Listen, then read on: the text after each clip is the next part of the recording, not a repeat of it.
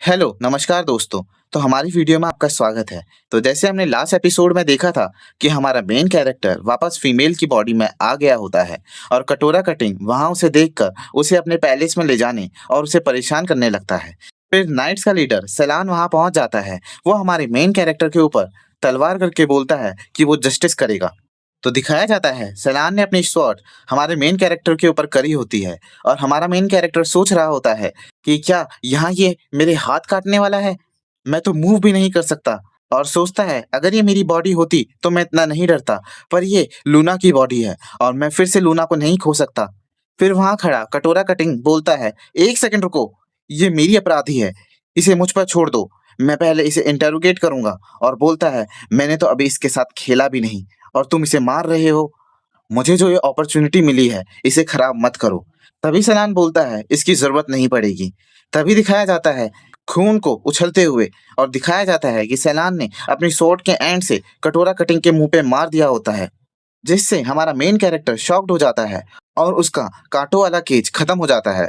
तभी वो सैलान हमारे मेन कैरेक्टर को देख रहा होता है, जिस पर हमारा मेन कैरेक्टर सोच रहा होता है कि ये मुझे ऐसे क्यों देख रहा है। तभी सैलान बोलता है, तुम्हारे कपड़े, तुम अपने कपड़ों को सही से ओढ़ लो, नहीं तो तुम्हें कोल्ड हो जाएगा। जिस पर हमारा मेन कैरेक्टर शर्मा जाता है और खुद को ढकने लगता है और सोचता है कि मैं ऐसे लोगों को लूना की बॉडी नहीं दिखा सकता। फिर कटोरा कटिंग बोलता है, तुम्हें इसका पे करना पड़ेगा। और बोलता है, तो सैलान, संकट में पड़ी लड़की को बचाने की कोशिश कर रहे हो। तुम क्या सोचते हो कि कोई नहीं जानता कि तुम रियल में कौन हो? तुम सिर्फ आर्क बाय शॉप के कुत्ते हो और उसे खुश करने के लिए तुमने अपने फियांसे को भी जला दिया था। और बोलता है कि तुम भागने की कोशिश अब मत करना। तुम क्या सोचते हो इस लड़की को बचाकर तुम अपने पाप को खत्म कर दोगे? तुम एक पाखंडी हो। तभी सैलान को दिखाते हैं जो वहां से जाने लगता है और अपने नाइट से बोल रहा होता है, assassin को ढूंढना जारी रखो। और उसके नाइट्स यस सर बोल रहे होते हैं। तभी पीछे से वो कटोरा कटिंग बोलता है कि तुम ये मत सोचो, तुम जो चाहे वो कर सकते हो और वो आर्क बाय शॉप तुम्हारा ही साथ देगा। वो चाहे आर्क बाय शॉप ही क्यों ना हो, पर वो हमेशा के लिए जिंदा नहीं रहेगा। और मत भूलो, वो 106 साल का है। तभी बिजली की तेजी से सलान अपनी तलवार कटोरा कटिंग के मुंह में डाल देता है और बोलता है कि बस एक बार अगर और तुमने आर्क बाय शॉप का नाम अपने मुंह में लिया तो मैं तुम्हारी जीभ काट दूंगा। गैरियाडिस बाय शॉप। जिस पर वो कटोरा कटिंग चुप हो जाता है और सैलान वहां से जाने लगता है। तभी वो कटोरा कटिंग अपने सोल्जर्स से बोलता है, मार डालो सैलान को। जिस पर सैलान के नाइट्स सैलान से पूछते हैं कि ऑर्डर दें, हम क्या करें। तभी वहीं से जो लड़की बॉक्स में बंद थी वो आती है और बोलती है, सब कुछ मुझ पर छोड़ दो। तभी वो कटोरा कटिंग और उसके सोल्जर शॉक्ड हो जाते हैं और वो लड़की क्यूट से पोज देने लगती है। तो वो सोल्जर्स कुत्तों की तरह जमीन पर आ जाते हैं और बोलने लगते हैं, गॉडेस जो आप बोलेंगे हम वही करेंगे। और कोई बोलता है कि आपके जूते कहाँ हैं? आपके जूते तो गंदे हो गए हैं, लाइए मैंने चाट के साफ कर देता हूँ। तभी हमारा मेन कैरेक्टर बोलता है, ओह ये तुम हो फीमेल शिकारी जो मेरे जैसे सीधे लोगों की किस्सी विस्सी ले लेती है। तभी वो लड़की उसके पास आती है और बोलती है कि ये सिर्फ मेरा सेवियर वो लड़का ही मुझसे ऐसा बोलता है। उसके पास आकर बोलती है, पर तुम्हारा फेस, तुम्हारे बाल और तुम्हारी बोन्स और ये तुम्हारी बॉडी का स्ट्रक्चर तो। अभी हमारा मेन कैरेक्टर बोलता है कि तुम्हें क्या चाहिए? तभी वो लड़की बोलती है कि तुम्हें डांस करना सीखना चाहिए। बोलती है कि मैं दुनिया की सबसे बेस्ट डांसर हूँ और अगर तुम मुझसे सीखोगे तो तुम पूरी दुनिया को जीत सकते हो। हमारा मेन कैरेक्टर बोलता है, मुझे ये सब सीखने का कोई शौक नहीं है। तभी वो लड़की बोलने लगती है सैलान के सामने कि पर तुमने असासिन जैसे कपड़े क्यों पहने हैं, जिसे सुनकर हमारा मेन कैरेक्टर डर जाता है और सोचता है कि ये लड़की तो मुझे फंसा देगी। अगर इस हाथ काटने वाले को मेरे पर शक हुआ तो मेरे हाथ तो आज गए। तभी सैलान पीछे घूमता है और वो लड़की बोलती है कि क्या हुआ मिस्टर सैलान। और हमारा मेन कैरेक्टर सैलान को घूरते हुए देखकर सोचता है, क्या इसे मुझ पर शक हो रहा है। तभी हमारा मेन कैरेक्टर उस लड़की का मुंह बंद करता हुआ बोलता है कि ये तो मैंने वहां कूड़े में पड़े हुए देखे थे तो मैंने उठा लिए। और ये आप क्या ऐसा असासिन बोल रहे हैं? मैंने तो ये वर्ड ही पहली बार सुना है। सच्ची में मैं कसम खाती हूँ। और बोलती है, सैलान जी आपकी मम्मी की कसम, सच्ची ये कपड़े मैंने वहीं से उठाए हैं कूड़े के ढेर से। तभी वो लड़की भी बोलने लगती है, हाँ हाँ सैलान जी आपकी मम्मी की कसम, मैंने भी इसे कपड़े वहीं से उठाते हुए देखा था। तभी सैलान भी वहां से जाने लगता है। फिर वो दोनों भी वहां से जाने लगती हैं। तभी हमारा मेन कैरेक्टर बोल रहा होता है कि तुम मुझे अपने साथ कहाँ ले जा रही हो? मैं यहाँ किसी को ढूंढने की कोशिश कर रहा हूँ। और वो लड़की बोलती है कि तुम्हें अगर उस कटोरा कटिंग से बचना है तो मेरे साथ चलो।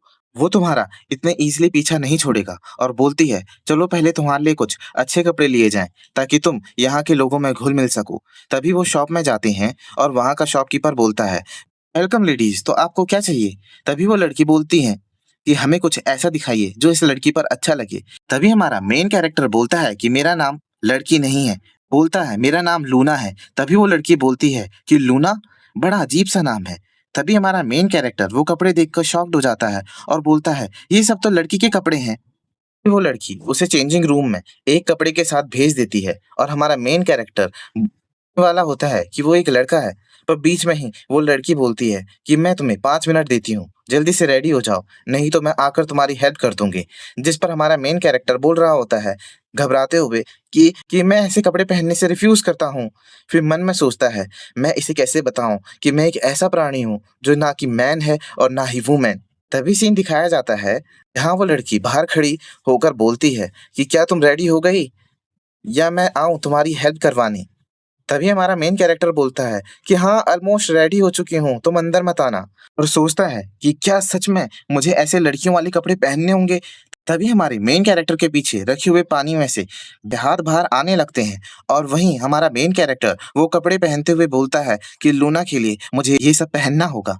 और हमारा मेन कैरेक्टर वो कपड़े पहन लेता है। तभी हमारे मेन कैरेक्टर के पाँव को कोई पकड़ लेता है और वो बोलती है, "फिर से?" वो देखती है कि वो टोपीबाज होता है और टोपीबाज बोलता है कि मैं आपसे कितनी बार कह चुका हूँ, आप कहीं भी चले जाइए और कोई सा भी रूप ले लीजिए, मैं आपको ढूँढ लूँगा। चलिए हम चलते हैं डीमन किंग को मारने। वो कहाँ होता है और क्या देख रहा होता है ये आप देख सकते हो। फिर याओंगी बोलती है, आज तो तू गया बेटे। एक तो तू कहीं भी आ जाता है और ऊपर से तू हमेशा वहीं देखता है। टोपीबाज की चीखों की आवाज़ आती है। फिर हमें दिखाया जाता है कि उसे बहुत बुरी तरीके से यांग युई ने मारा होता है।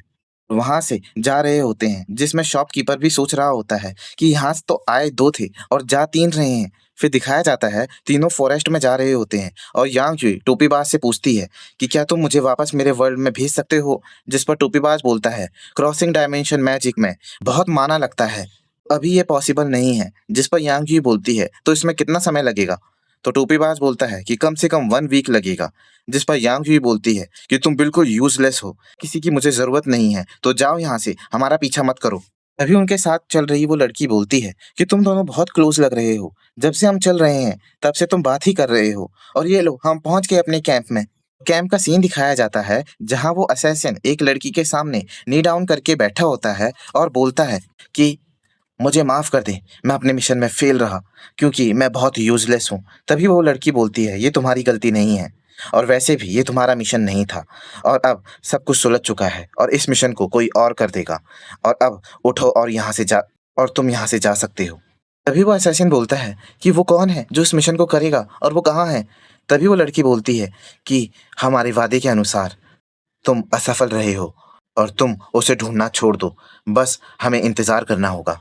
तभी उन तीनों का सीन दिखाया जाता है, जो कैंप पर पहुँच गए होते हैं और फिर वो लड़की बोलती है, हमारा ग्रुप है, वो वहाँ है और हम बस पहुँच ही गए हैं। तभी कैंप का भी सीन दिखाया जाता है, जो असैसिन होता है, वो बोल रहा होता है कि वेट, हमें और कितना वेट करना होगा? और वो लड़की बोलती है कि मैं तुम्हें एक लास्ट वार्निंग दे रही हूँ, तुम जिसे ढूँढ रहे हो, वो एक घोस्ट है। तभी वो तीनों भी उस कैंप में आ जाते हैं और वो लड़की बोल रही होती है कि मेरी सिस्टर थोड़ी शाय है, तो उनका कुछ बुरा मत मानना।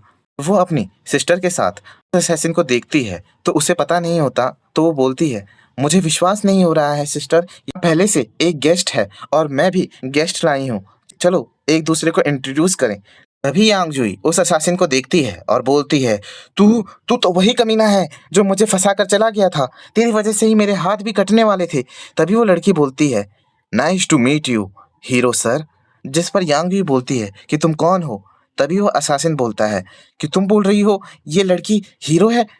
तो वो लड़की बोलती है, एज अ साइकिक मैं बोल सकती हूँ कि यही हीरो है। तभी दिखाते हैं यांग युई और उस असैसिन की लड़ाई होने लगती है, जिस पर यांग युई बोलती है कि कमीने, तुझे तो मैं आज मार डालूंगी। तभी वो असैसिन बोलता है कि तू मुझे मारेगी, मैं सिर्फ एक चांटे में तेरी जान निकाल दूंगा। और यांग जुई के पैरों में टोपीबाज चिपका होता है और बोल रहा होता है, सर हीरो, मुझे पूरा विश्वास है कि आप इससे ज्यादा स्ट्रांग हो। तभी वो बॉक्स वाली लड़की यांग जुई को आगे ले जाती है, तो यांग जुई उसकी सिस्टर से पूछती है, तो क्या आप रियल में साइकिक हो? अगर हाँ, तो मुझे बहुत सारी चीजें हैं जो आपसे जाननी है। तभी वो बॉक्स वाली लड़की बोलने लगती है, ओके ओके यांग यूई, तुम्हें भूख लगी होगी, चले हम खाना खाने चलते हैं। अभी उसकी सिस्टर बोलती है, मेरे पास इतना टाइम नहीं है कि मैं वेट कर सकूं। वैसे ही मैंने हीरो के लिए अपनी पूरी लाइफ तक वेट किया है और आज जाकर मेरा ये मिशन पूरा हुआ है। तभी वो असासिन वहां से जाने लगता है और बोलता है, हाँ कितना बकवास है ये, मैं जा रहा हूँ। तभी यांग जुई उस साइकिक सिस्टर के पास जाती है और बोलती है कि तुम पक्का मुझे वापस मेरी बॉडी में पहुंचा सकती हो। हाँ, तुम कुछ थोड़ी काम की तो लग रही हो, नहीं तो ये दोनों तो बिल्कुल यूजलेस हैं। तभी साइकिक बोलती है, नहीं ये मैं नहीं कर सकती। ये सुनकर तो यांग यूई के पैरों से जमीन खिसक जाती है। वो साइकिक बोलती है, पर मैं तुम्हें गाइड कर सकती हूँ कि तुम्हें कैसे आंसर मिलेंगे। तभी यांग यूई को पता चलता है कि वो साइकिक अंधी है। तभी वो साइकिक यांग यूई के सर को अपने सर से लगाती है और वहाँ एक जोर की लाइट चमकने लगती है और हमारा मेन कैरेक्टर वापस अपनी बॉडी में आ गया होता है और वो पानी में डूब रहा होता है। तभी उसे वहाँ एक लाइट से चमकती हुई दिखती है। तो वहाँ वो देखता है कि उस लाइट के आसपास रेड थ्रोन्स लगे होते हैं और वो देखता है कि उन रेड थ्रोन्स में और लाइट के बीच में लूना या यांग यूई होती है।